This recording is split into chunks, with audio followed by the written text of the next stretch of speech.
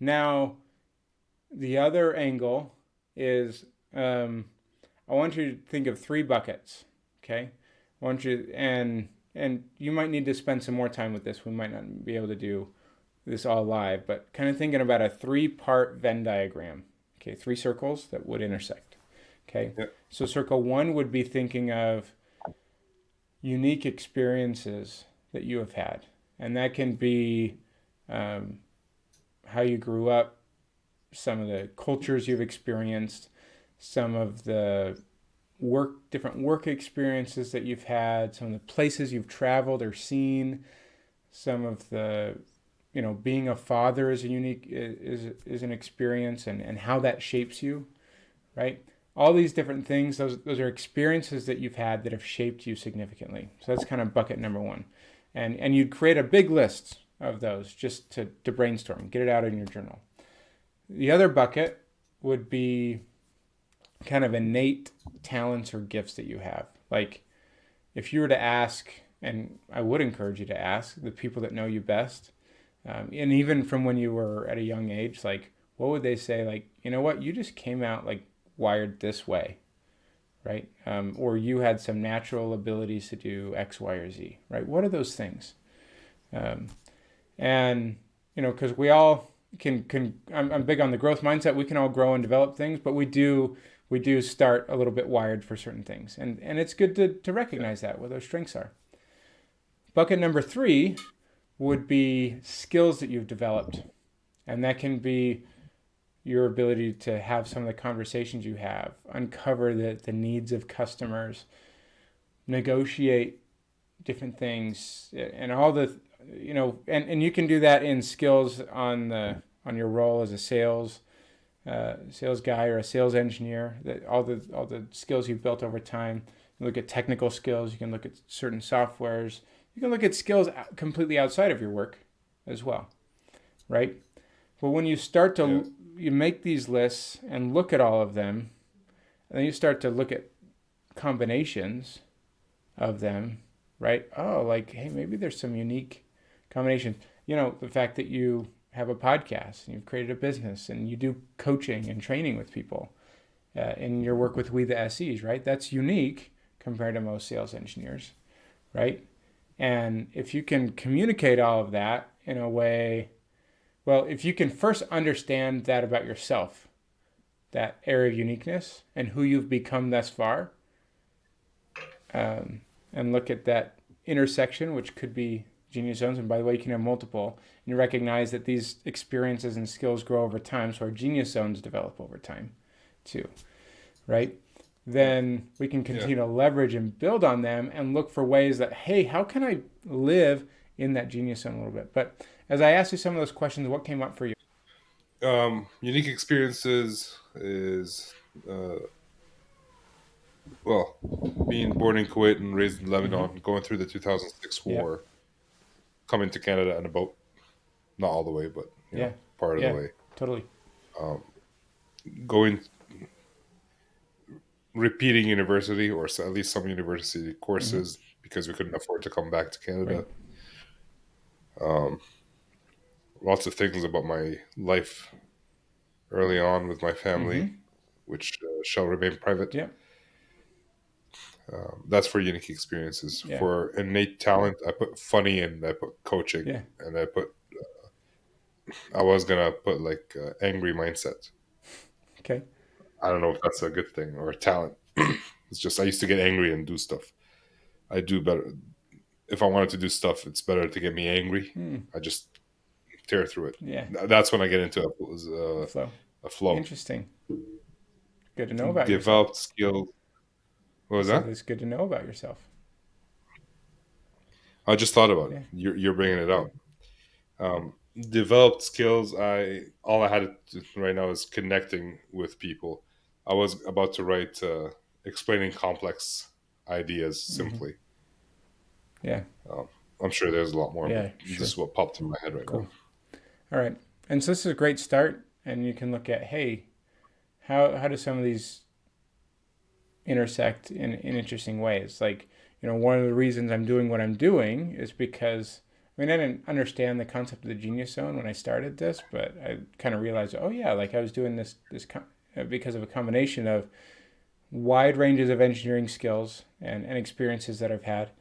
I had built some skills and had experience doing coaching, training, and personal development, a desire, and learned a lot about emotional intelligence, and was always kind of one of those people early on in my, from when I was a kid, that people would just come ask questions, and I would ask questions, and kind of dig into what they cared about. And so there's some of these combination of skills, experiences, and talents that really combine in a beautiful way to be able to let me do what I do now in coaching and training and developing engineers, right?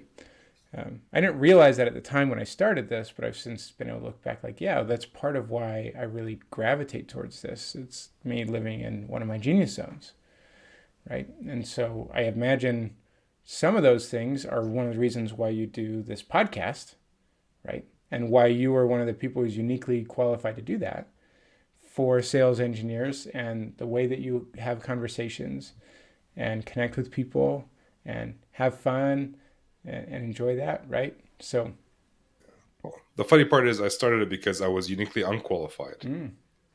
so you can go the other way and say, hey, what's a genius zone that I want to develop? And you go take the steps to go do that.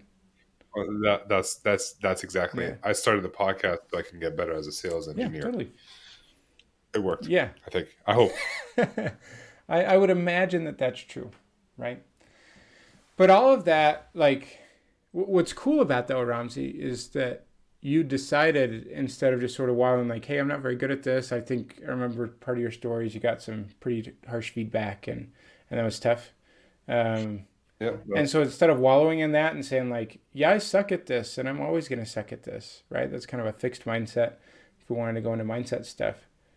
You shifted your belief to say, yeah, okay, I can improve here, and I'm going to go freaking take the action and, take the ownership to go do that, right? But you believe that that was absolutely possible, and that through doing something like this, you could become one of the best SEs around. Is that true? I believe that if I don't do it, I'll continue to suck, Okay. and I had nothing to lose. Okay. And for me personally, I've always been the best that I wanted to be the best that I can Mm-hmm. be, because whenever I compared myself to other people, I always found them to be better than me. Yeah. Comparison is the thief of joy. Yeah. Comparison sucks. But um, and that's true on both sides. If I'm comparing myself to someone else is better than me, or if I'm comparing myself like I'm better than them, that's not helpful either, right? Yeah. So, okay, so this is interesting, and we could go deeper here on, like, you've got some mindsets like, hey, if I do some extra work, like, at least I'm not going to suck, and I feel like I can be better. But are you really kind of really leaning into your best self in that way? Are you trying to avoid sucking, or are you trying to really be your best? What's the focus? Both, I guess. Okay. I mean, I don't like being bad at something. Sure. I don't know But I anyone also that know that, does. yeah, but I know that if I wanted to do something new, I'm going to be bad at it too. For a And time at least, yeah. for a time, yeah, like you're just going to start off Mm-hmm. bad. Um, I don't know which one I was leaning towards more. I mean, I wanted to get better as an Mm-hmm. SE because I didn't want to suck. Yeah. Yeah. um, Yeah. so Because you got I don't angry, know. and so you said, I'm gonna go do this to a degree, Yeah, right? got it. Um, there's just a little bit of a difference in energy around those motivations, right? So, and I talk about in the book, like, this idea of an approach orientation or avoidance orientation, right? And am I Yeah, approaching who I want to become and what I really care about? Or am I avoiding something that I don't like? no, Right. I'm approaching. Okay, So perfect. when I recognize that I'm bad at something, I want to approach being good. Mm-hmm. I'm not afraid. I guess I'm not afraid of being bad because I know I'm going to be bad for a little bit. It's not like it's going to improve Mm-hmm. overnight, but I know that I know if I don't put in the work, I'll Mm-hmm. stay in my spot, Mm-hmm. and if I put in the work, at a minimum, I'll get a little bit better. Perfect. Yeah. That's growth mindset 101 right there. Right. Um, I'll take it. yeah. So that's excellent. And has that become true? Right. As you put the work and the effort into it, have you gotten better? I've gotten a lot Yeah, better. absolutely. And that's going to be true for anyone who's listening, right? If there's something like, hey, I want to try this, I recognize it's not going to be an instant success. Like, that's fine, right? But you absolutely can change and adapt and develop that skill and that ability if that's something you really care about, right? And stick with it. And stick with it, right? So Yeah. there's a little bit of grit that we have to have to move with it, but the absolute belief that it's possible for us